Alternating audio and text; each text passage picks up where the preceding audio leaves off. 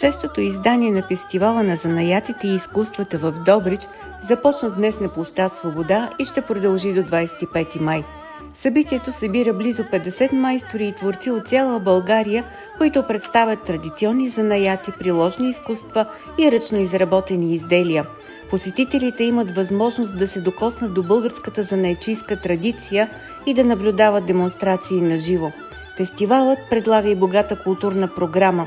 На сцената се изявяват ученици, певчески школи и фолклорни състави.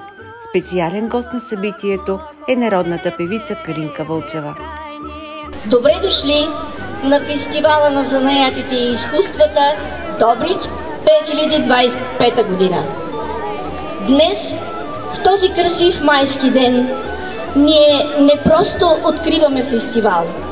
Ние отваряме врата към съкровищницата на българския дух.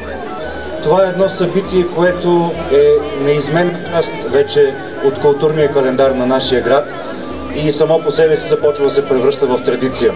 Тук на нашия площад Свобода, чрез срещите с майсторите и творците, ще вкусите от истинския аромат на България. Ще аплодирате талантливи деца, ще видите първите стъпки на сцената, защото културата не е просто минало, тя е жив път, който продължава чрез новите поколения.